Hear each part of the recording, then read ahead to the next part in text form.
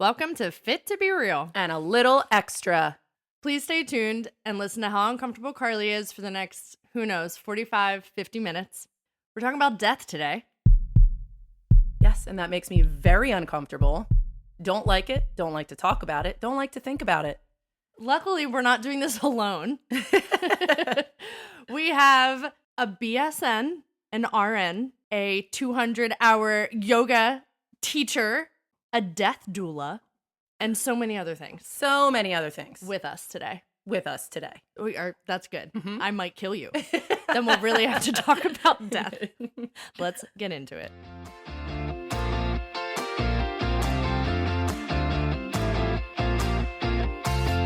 I'm Victoria. Hey guys, I'm Carly. And who do we have with us? I'm Bridget. That was good. That was really good. And we didn't even have to do that again. But Bridget Clawson, we talk about Bridget a lot. We do. We call her, if you don't know Bridget Clawson, you know who B Claus is. B Claus. B Claus. We mention and reference her a lot. We've known her growing up at our mom's dance studio since she was a little kid. I always forget. Did I teach you? Did I ever teach you? No. Did Justin? No. No, none of us did. No, I just had Kristen, and when I was little, it was like Miss Beth. Yeah. And Oh, wow. Your mom and Christy. And You had Christy? Yeah. Okay. I don't think we ever taught you. But she grew up at the dance studio, and we've known her since she was little. And now she's like a professional in the real world, and we are going to pick her brain. And she taught yoga for us. She taught yoga for us. She was what introduced us to yoga. Oh my God, we would be, I don't know if you remember. You do. It's sad. So it's so funny now how things have turned. But I would be in the back, like, making jokes. During yoga? Cracking jokes during yoga, being like, oh, this is so hard. So you were me. Yeah. Yeah, okay. Yeah. And she's like, haha, that's nice. We keep our voices inside. She never said that. But You knew she was thinking it. Yeah. It's just funny how it turned out. And you're the one who I talked to about when I wanted to get trained. And I was like, what avenues do I look for? It's just, the world is funny. It's a funny place. And how now life I look works. at you and I'm like, wow, that's so weird. It's just so weird. It's so weird. Look at her and say, wow, you're so weird too. Same. But no, she was in yoga with me last night, and I actually thought about it. I forget what part, but I was like, how about it? Crazy how the world really works. Yeah. So can you explain, Victoria, what we are talking about today specifically? Because there's so much that we could talk about with Bridget, but what are we specifically talking about with her today? Death. Why? Why? Because you're uncomfortable with it, and I actually think you're the majority. I think it's not something people are okay with to a certain degree in any regard. And I feel like there's so many aspects of death. We just think it's like final, but I feel like there's so many aspects of it that we don't really think about because we just feel loss and grief and all the things. So Bridget is a death doula. Yeah. What is that? What is that? It's not really like a specific definition. Like I did a death doula training. Think like birth doula helps the mom give birth, whether it's through different avenues. It could be, giving them support during, before, after. It could be helping them push. It could be advocating for them for the doctors. Death doula, similarly, depending on people's backgrounds. The woman that I trained under was a lawyer, so came at it from like a legal perspective. So it was really helpful with finances and funeral planning and different pieces like that. I'm from a medical background, so I know a lot about the medications, the dying process, what things look like. I know a little bit about a lot of things. I know a little bit. I feel that way. No. No, I'm the opposite. I know a lot about one thing and nothing about... Bravo. I'm just kidding. Anyway, you know a little bit about a lot of things. Yeah. And you just listen to people is honestly the biggest part of being a death doula, and figuring out what they need and figuring out whether you need to find somebody to help them with that or whether you can help them with that yourself. But kind of having a person through one of the craziest, darkest, like whatever's going on periods of your life or your loved one's life, just having a person that you can like bounce things off of is kind of how I feel about it. So then are you talking about with the person who is going through, like, about to have the death process, or the family members? Both. Really? Mm-hmm. Bridget, how come I didn't know you did this? Because I don't really do it yet. Like I have the training, I have a lot of trainings and I have a lot of things, but I kind of just incorporate it into like my life Yes. instead of using it as a business at this point. So when I had Melody, and Melody destroyed me in childbirth, destroyed me. Okay. Okay. I looked up in my hospital room, and who walks in at 3 a.m. in the morning? Oh my gosh. But Bridget Clawson. I forgot. And I was half dead looking at Bridget, and she's like, I just bathed Melody. She had her first bath. And I was like, wait, was it Melody? yeah. It was I Melody, did right? Yeah. Melody and then Dean. Dean. I think it was yeah, Dean. it wasn't Yeah. Lewis. Yeah. You did Melody and you bathed Dean. So Yeah. Bridget gave my kids their first bath in the hospital. Totally forgot about that. And I was like, thanks, Bridge. Like, it's so wonderful when you are in that place to look up and see a friendly face and be like, I took care of your baby.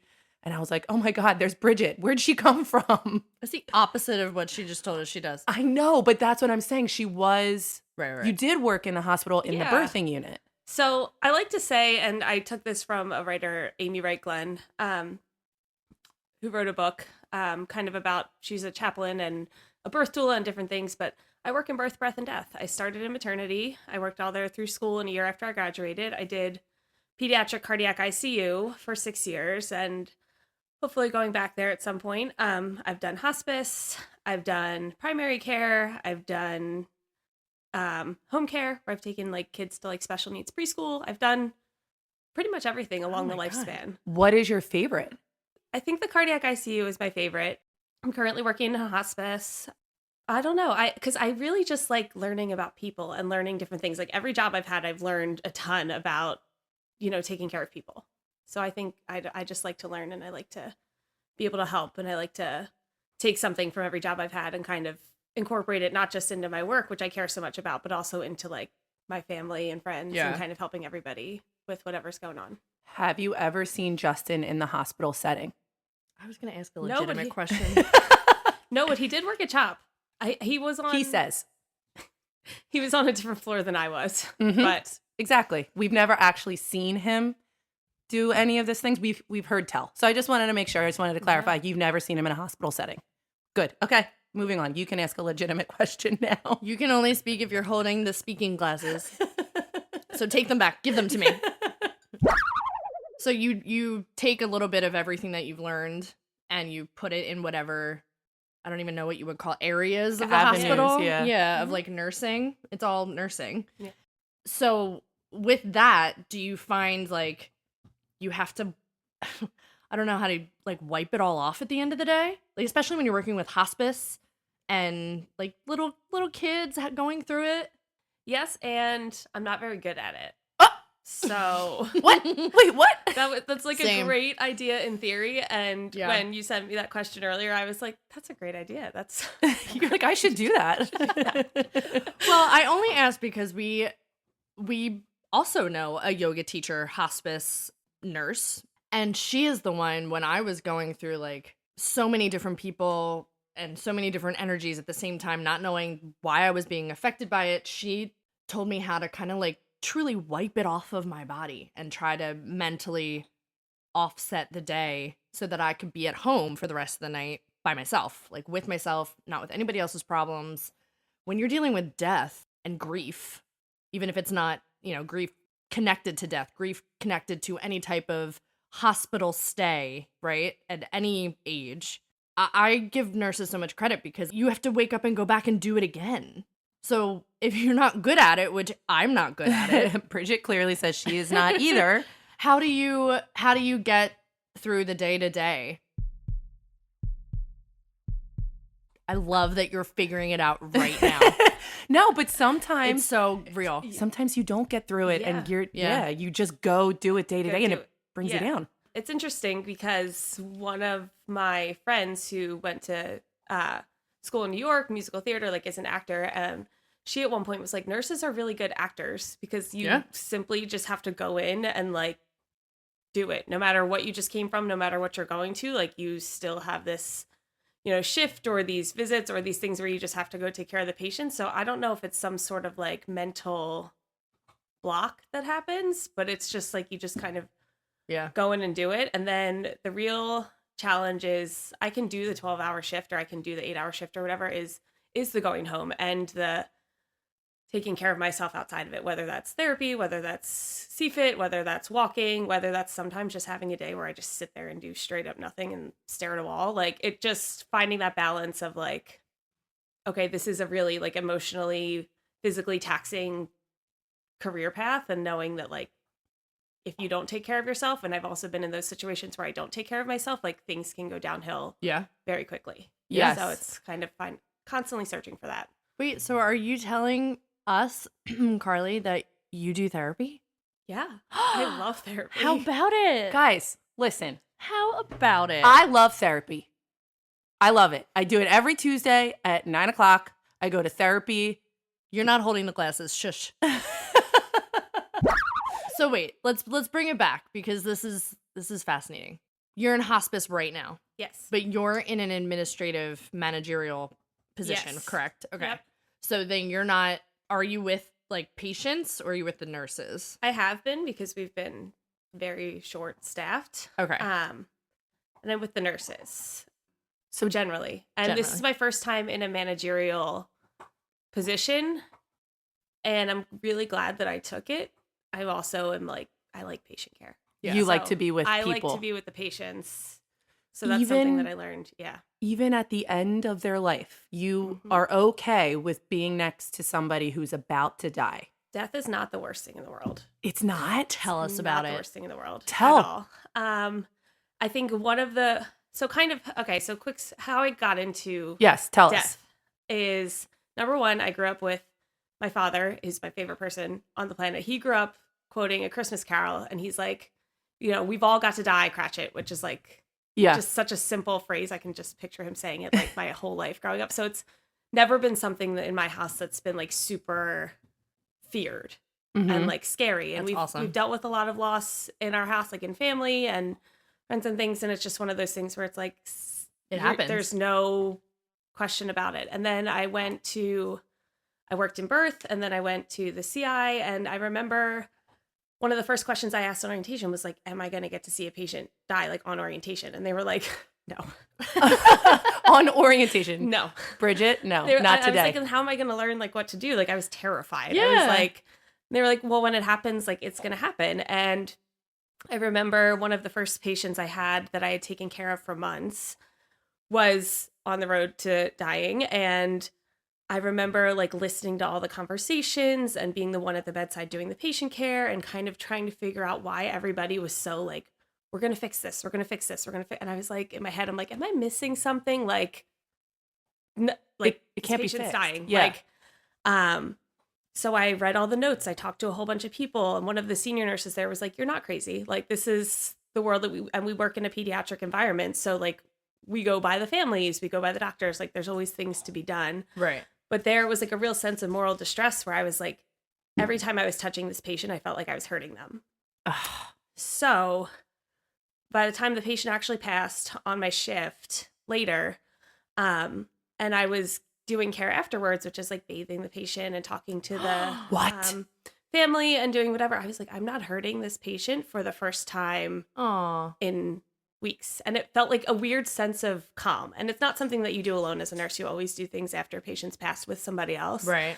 But it was like an odd sense of like finally, like we're not hurting them anymore. Like Right. this is like where we are. And then I kind of took that into like, I ended up taking care of a lot of the chronic patients, where I would just educate myself and I read all the notes and I tried to figure out what I could do because I couldn't fix the whole problem, but I could take care of them in a way, whether it was giving them a bath or putting a bow on them or giving an outfit for the family to smile. Like there were things that I could do to help with my like moral distress of taking care of these patients. Oh my God. That? And Wow. I just got really interested in how can I make these patients comfortable. I worked a lot with the palliative care team, which is how I got into hospice in the first place. Like I kind of Okay. fell into it. Like Right. it wasn't really, nobody Palliative- has ever. What is palliative care? Palliative care is comfort-based care without that prognosis of 6 months or less. Hospice is like a prognosis of 6 Got months it. or less.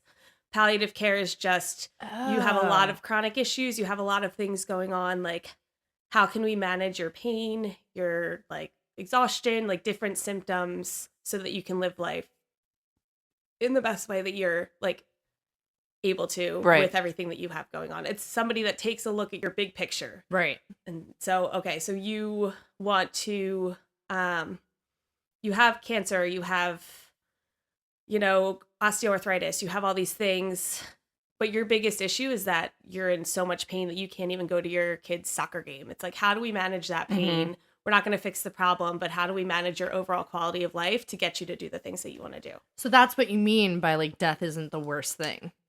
No, Like living like that living like that sometimes is worse. way worse. Does that make sense to you? Oh, that makes sense to me. So does that make death a little bit less scary? Or is No. it just the finality of death that scares you? Yes. I don't like the process. Like for me, Have you been through it? I'm getting murdered. So like I don't like the process of death. Oh my God. Like this morning I went for a run. Yes, I run on Tuesdays.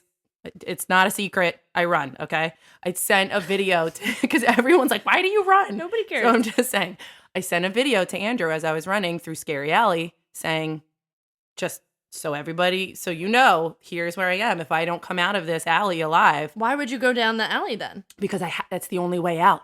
So I sent him a video of myself running through Scary Alley being like, this is where I am. It's 7 a.m. And if you don't hear from me again and I'm not home in 30 minutes, this is where I died. It's 7 a.m.? But I was also whispering because I didn't want to wake up any people that might be sleeping and ready to pounce and kill me. So it was a whole video. So that's like, I know that I'm getting murdered. None of this is logical. So I'm not, so I am scared of the, it is logical. He wrote back and said, I can't tell you what he said. Oh my gosh. Anyway, so I'm scared of the finality of it, that I won't see anybody again, and I don't know what comes next, except that I will Gotcha. haunt the SHIT out of this one. Nothing that you just said actually is rational, except for the haunting part, which I'm bring it on. I'm very excited about that. You're not upset with death. You're upset with what happens after. If you had more of a faith of what happens after, death wouldn't be so scary. Do you have a faith of what happens after? I just believe that there's something out there that's better than the body that's failing that the person is currently living in. Yes. So murder is traumatic no matter what. Like that's just like This is bullshit. there's different types of death. There's like the traumatic deaths, there's deaths that are unexpected, there's deaths that are like very chaotic, and then there's a body knows how to die. So when a body is failing or a body is sick, the same way that like a mom knows how to give birth intrinsically, the body knows how to shut down and die. And towards the end of people's lives where they're talking to dead relatives and different people, and like I see all these things, they're kind of stuck in that in between. It makes me know that there's like something else out there. Go back now. Go back. You see that? Yeah. Hold on. Go back. But you believe that. I do. So do I. So why is that scary if you know that it's not over? Because I like this life. So like I don't know what's next. And you know I'm a creature of habit. I like what I know and I don't know. But what if this is the struggle and what's coming is so much calmer, peaceful, easier, happier? Bridget, tell us what you know. Tell us everything you know. You've seen the in-between. I've seen the in-between. I've seen patients in various things, and my own mortality scares me. Oh, too. It does. It's Your not own. like I can't say that I'm going to get to the end of my life and be like, oh, hospice, oh, actively dying, things yeah. like terrifying. Right. 100%. Who knows what's going to happen? That's human. I think that's and the that's human experience. And you know, my job is very different from the people in my life that are close to me as well. It's a different kind of grief. I've had patients pass, multiple patients pass, and dealing with families and dealing with different things.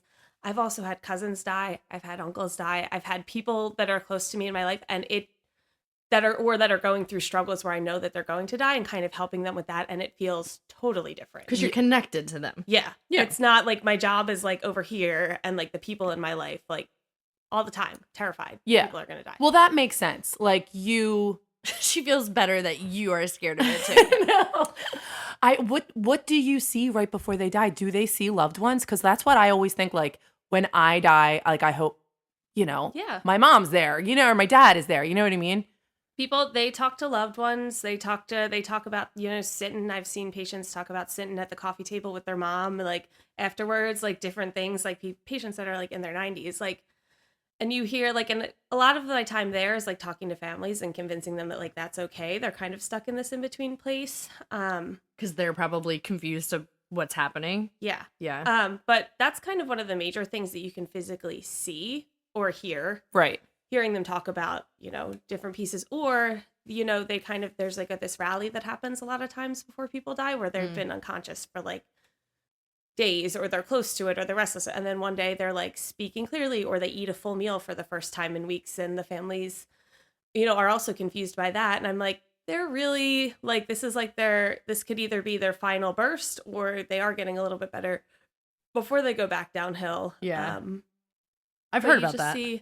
Yeah, it's like just one of those like, and I always preface everything with like, if I knew the exact date, if I knew what was going to happen, like I'd be paid a lot more money. Like I'm not God, I'm not whatever your version of that is. I can only tell you what I know based on the clinical picture that I'm seeing. That is incredible, Bridget. But there's some spiritual things that happen in the medical sense of death, and is what you're saying. That's where like I've always been like a little bit East meets West. Like I love being, in the ICU. I loved all the medicines. I loved bringing people back. I saw real miracles happen there as well, and keeping people alive. And the yoga trainings, the meditation, the Reiki, like the more holistic piece of it that a lot of people in Western medicine don't necessarily love. I also love that, to kind of take care of the whole person, and kind of see like big picture what's going on. When you said that people rally, it reminds me of when our grandpa died, and he was they sent him home from the hospital because they knew he wasn't long.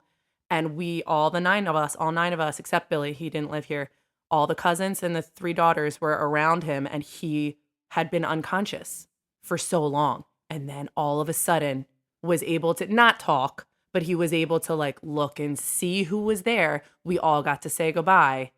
And then but he hadn't opened his eyes in a week or something, I've also seen people wait for somebody to show up.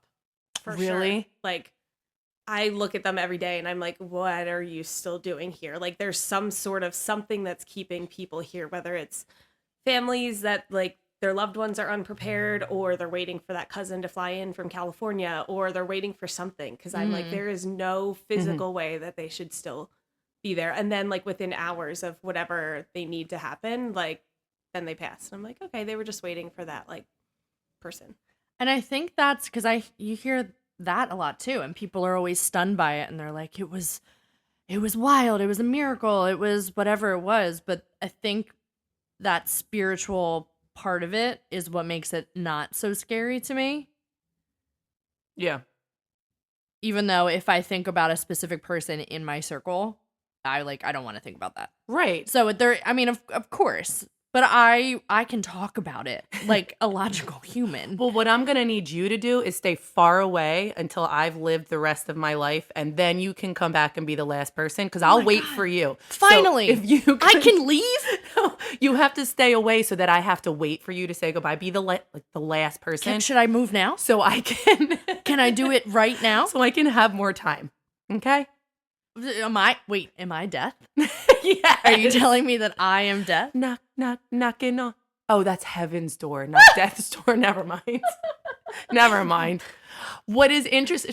Shut it. I'm going to be serious for a second. I like making uncomfortable situations awkward. No one's uncomfortable but you, first of all. What's interesting to me is that you could do birth and death. Yeah. They're very different. They all come from the same place. But that is so different. It's like the happiest moment. Everyone's so happy. A new life has come.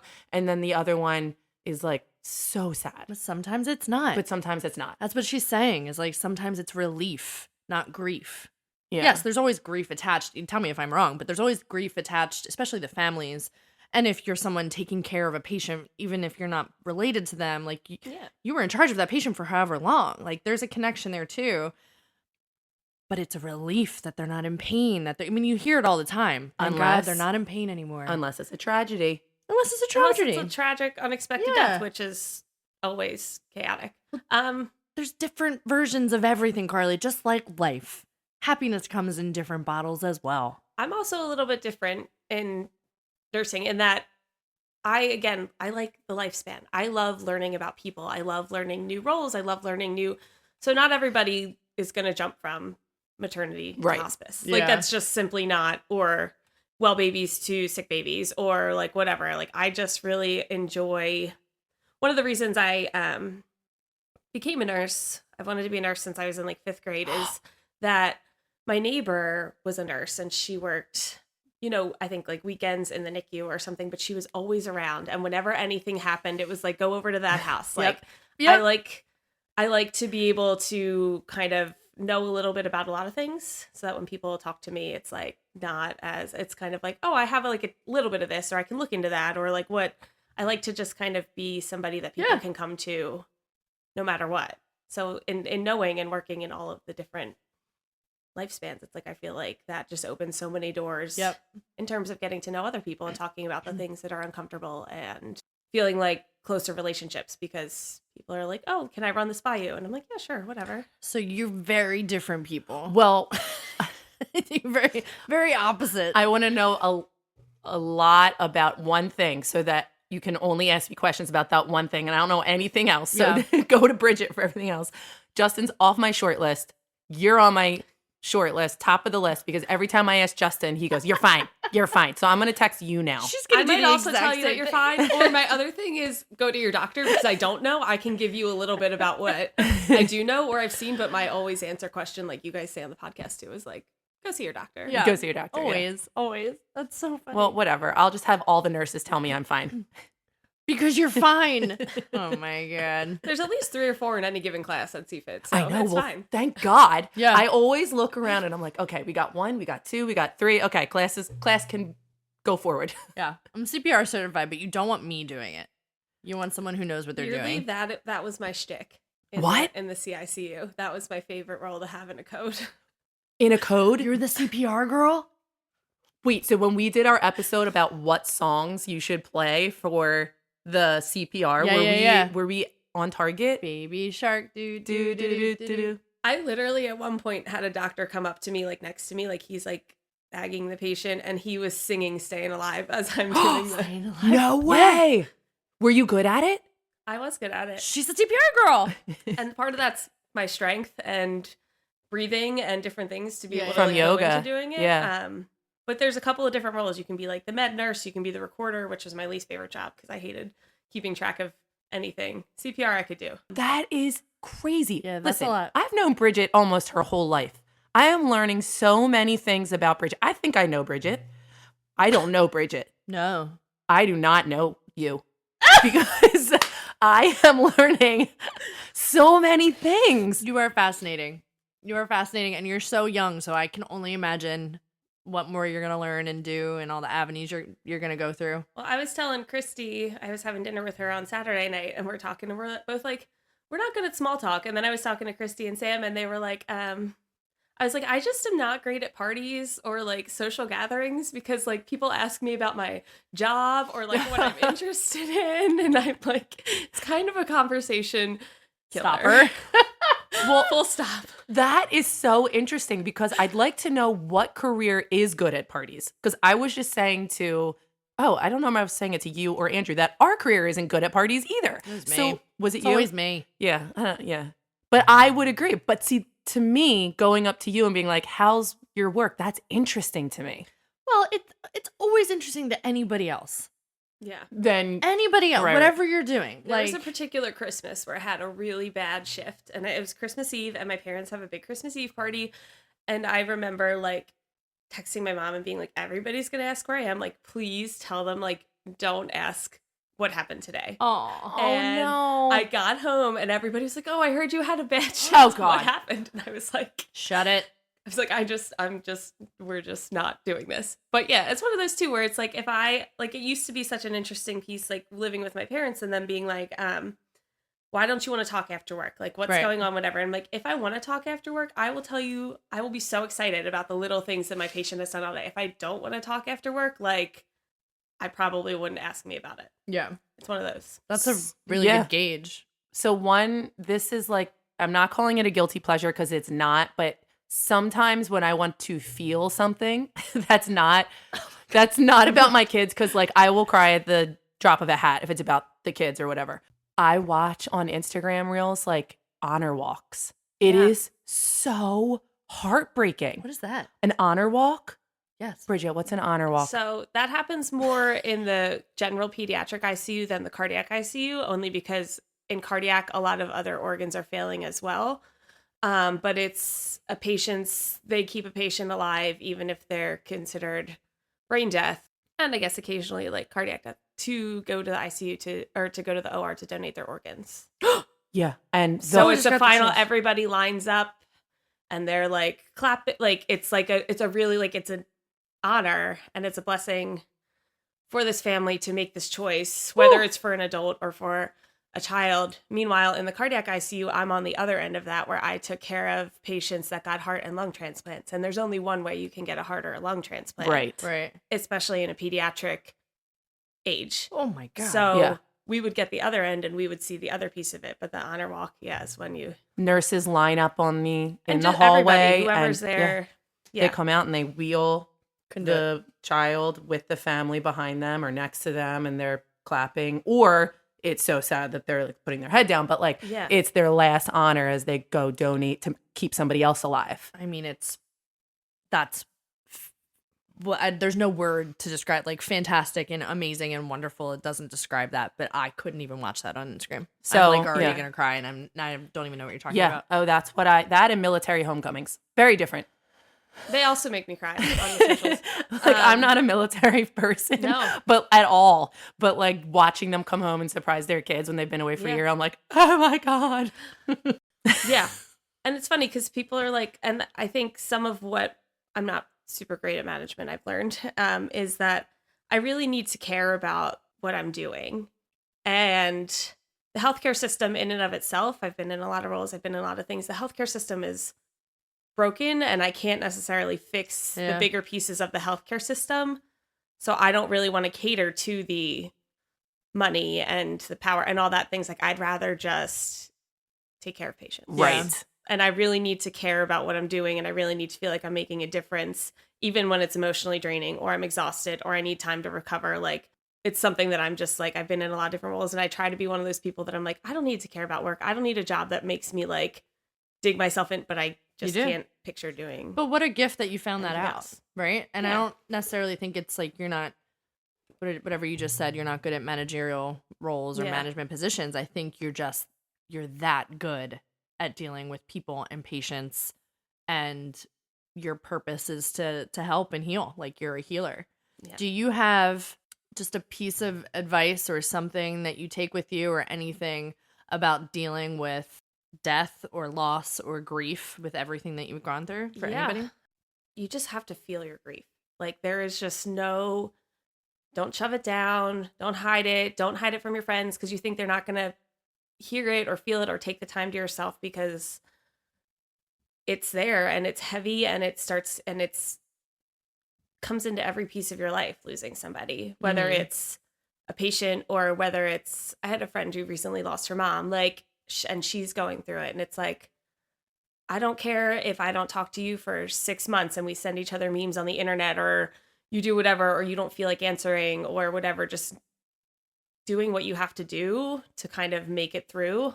And whether that turns into a point where it becomes like more clinical, where it's like go to therapy or maybe you need meds or something, but like it's something that's unimaginable to most people. Like I just think that we as a society, it's like you get a couple of days of bereavement leave or a week if it's a parent or like things like that. And it's like, that is simply not how it works. It works. Yeah. So like, I mean, I know as a culture, we all have to work. We all have to continue living. And if you have kids or pets or whatever, figure it out. But allowing yourself to just be in this space of like complete and utter grief. Yeah. That's all I can say. It's like you have to feel it. Because if you don't, then again, things start to take a tumble. Yeah. I agree that I will work on that.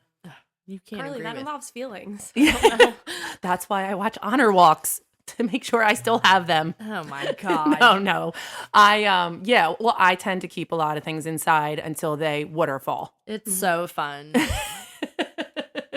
But I would be that person. Like, I could never do what you do where I would, you know what I mean? Like, People are meant to be in the Yeah. roles that they're in. I say that about most nurses that I've met because I know them. I can't say it for everybody. I also love teaching new nurses. you do? I do. There was a point where I was burnt out from like precepting new nurses, but I love teaching new nurses about death, about caring for patients in ways that aren't medical, about feeling their own feelings. And I think like I used to share a lot more like writing and different things, and I would have the new nurses come up and say, "Thank you for talking about your anxiety or your depression or whatever, because I feel like Yeah. this job is insane and everybody here is robots and like I don't know what's going on." And it's like, and I think that's becoming more of a thing, especially since the pandemic. There's organizations out there for healthcare worker mental health in terms of dealing with these like entirely stressful situations. But that was always something that was important to me, was to be able to talk to them and be like, "You're not crazy." Just like somebody told me that I wasn't crazy Right. when I was thinking about this patient, where there are a lot of people that are very unemotional. And there are moments when you're in crisis situations at work where you literally just have to be like Yeah. flat and just get through it. And there are times where I've taken care of this patient for 6 months. They tell you not to cry when the patient dies, and my I God. cry and I hug the family. And like, I'm like, no, Human. like You're human. we're human. Like, you can't spend your entire shift just like crying as you're like walking around like that's, but you are allowed to show emotion, Yeah. and you are allowed to, you've worked with these people for so long and you get to know the families and you get to know the different things. And it's like, you're allowed to cry and you're allowed to feel things. And it's not, it doesn't make you a bad nurse. It doesn't make you a bad person. It just makes you a human. And a lot of times they take a lot of humanity out of healthcare because you're Yeah. supposed to just go on and go pick up the next patient afterwards. Well, thank God for you, Bridget, because you are, I think, going to make, if you haven't already, made an impact with a lot of nurses specifically in that regard, because it does. Sometimes they do feel robotic. And the more you're in it, like the more years you're in it, you can just tell that Yeah. like, oh, they've been doing this for a long time. Like things don't affect them. And that's not true. I'm sure it affects them, but it's like what you do, Carly. What? Let them like bury and burrow, and then, it becomes a different callus in your heart and your soul. So Yeah. And thank God for you. that's why. So when I left the bedside last year to go to primary care, I hate her. I had to that was more of a, I need to figure out my brain, and I need a less stressful job to figure out my brain and Right. figure out what I want and what I want to do next, because I knew there was a point where I was so jaded and so burnt out, and I was like, this is not how I want to be Yeah. when I'm at work, but I don't know how to fix it. So like, you're allowed to, the cool thing about nursing or healthcare is that you can switch and you can do other things that are like less Yeah. stressful, or like taking the time to take care of yourself in other ways. And then like, if you need to, you can always go back. Like, you kind of bounce around. But I never wanted to be a person at work that hated going to work Right. every day. Like, I was like, we have a really big job. We need to take care of these patients. And if I'm not feeling it, then it's time to go. But you're just very self-aware. And I don't think that's It's a lot of therapy. normal. How about it? Listen, I had Bridget on day one with the birthing plan, and Bridget was there. I would be happy to have Bridget on the last day with my family. Wow, that's big. Listen, That's big. because what would you rather? A nurse that is also upset of whoever's passing, like a family member or you, or somebody that has no emotion Yeah. and it's just another day of work for them, but it is the biggest thing in your life? Yeah. I would choose Bridget any day of the week. Sure. On that note, Now we're gonna play a game. Woohoo. because I love to make things uncomfortable, I really want to make Bridget uncomfortable if she isn't already, but I feel like she's not because she deals with situations on the daily. We're going to play a little game called A Moment of Pause with B Claws. Okay? We're going to take a moment and we're going to play Would You Rather, Okay. Rapid Fire. Only Bridget. Oh. Yeah, it's only Bridget. You're fine. All right. Okay, it's only B Claws. I'm going to give you two options. You pick one. Okay. And it's rapid fire. No thinking. Okay. Okay. A moment of pause with B Claws. Sorry, I had to say it again because I was so proud of myself. Yeah. Okay. Peanut butter, crunchy or smooth? Crunchy. Movies or TV shows? TV shows. Coffee, iced or hot? Iced. Mm. Till I die. Yeah. Winter or summer? Summer. Rain or snow? Rain. Build a snowman or sandcastles? Sandcastles. Yeah, you're a beach girl. Grow flowers or carve pumpkins? Carve pumpkins. I kill every plant I have. Samesies. TikTok or IG? Reels. Oh, TikTok. Oh my God. Memes or GIFs? Memes. Send TikToks or receive TikToks? Both. That's hard. That is hard. Have Mondays off or Fridays off? Mondays. Sleep in and work late or get up early and get off early? I'm up at 5:30 every day. Yeah. We figured that out. Visit the past or go to the future? I know. That was a deep one. That's a hard one. How dare you? She doesn't like small talk, so I got into it. I'm going to say visit the past because I'm missing people. Oh, I like that. Breathe underwater, just so everybody understands, or fly. Breathe underwater. Pause time or rewind. Pause. Yes. Right, because we're taking a moment of pause for B Claus. Yeah. Early bird or night owl. Early bird. Camping or glamping. Neither. Sleep or eat. Sleep. Friday night or Sunday morning. Friday night. Really? Sunday morning, I get the Sunday scaries. Yeah, we all do. Friday night, you just have the whole weekend to Yep, exist. I Wow. agree. Sleep with sounds or silence. Silence. Sleep with a nightlight or complete darkness. Complete darkness. Carly alive or dead haunting you. Alive. Although I think haunting me would also be fun. Yeah, I'd be wearing this. So She's in a flannel. I'm in a flannel. So's B We're Claus. So My favorite tattoo is Beetlejuice that I have. It's like a dumb because I love Lydia Dietz. And Yes. it's she's my inner gothy teen, but also that whole haunting Beetlejuice, like the underworld, and you like all that. I love all Yeah, that. so I'll come haunt you. This Is not a question, but how many tattoos do you have? Somewhere between 10 and 20. Oh, that's a I big don't gap, know. Bridge. All right. Bridget. Ready? Last question. Carly or Victoria? You must pick. I'm gonna do what most people do, and I'm gonna go with Carmela. Good choice. Guess what, B Claus? You won! Did you think you Amazing. wouldn't? Did not. Did not. I like that a lot of those questions were the same, but in different Same. ways. Very good game. Well, thank you, Bridget, for hopefully enlightening you. I learned so much. I learned so much too, but I'm okay with it a little bit more than you are. Well, you didn't like the honor walk, I don't like the honor roll. but that's I don't death. think anybody likes the honor walk. I think that's No, I a don't like it. misconception. But I was very surprised that you would get emotional over that when you can talk about death till the cows come home. Yes, but I empathetically can put myself there thinking about it, and the emotion is so high I don't want to think about it. Yeah. So don't watch the Instagram reels of it. I won't. But if they pop up now, I'll kill you. Where's your phone? Is it listening? It's right there.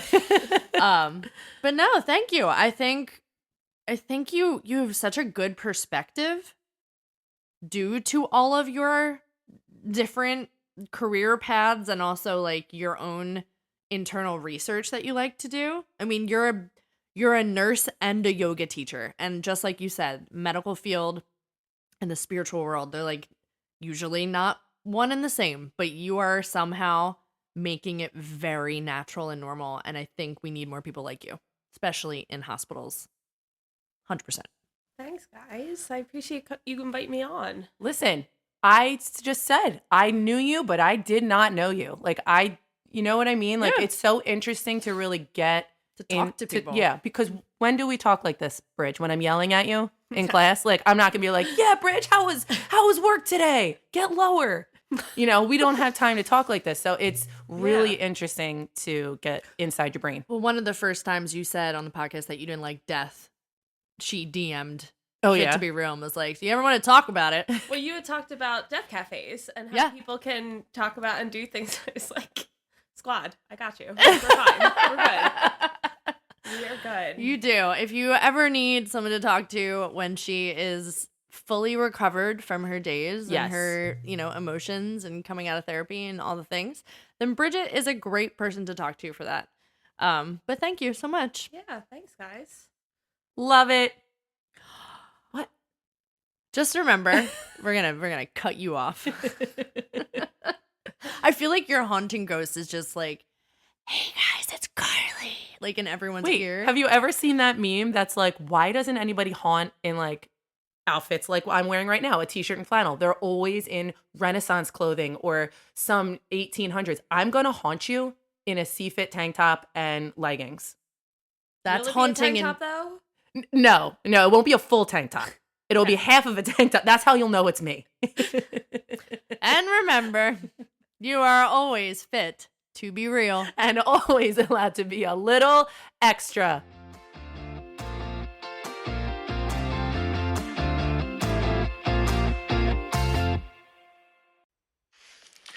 Afterthoughts with B Claus. Have your wishes written down, please. It makes life for everybody else so much easier. And if you are anybody's power of attorney or have any type of paperwork as your loved ones get older, have 17 copies on your desk at all times because you will need to give them to people and nobody can ever seem to find them. Brilliant. That's it. For legal reasons, we have to tell you that this podcast is meant for entertainment and educational purposes only. We are not healthcare professionals. For all of your health, wellness, fitness, and self-care needs, please refer to the medical professional in your life, your primary care physician, your therapist, a certified coach, whoever it may be. And then let us know what they say, because I guarantee we need to know it too. Okay? Okay, bye.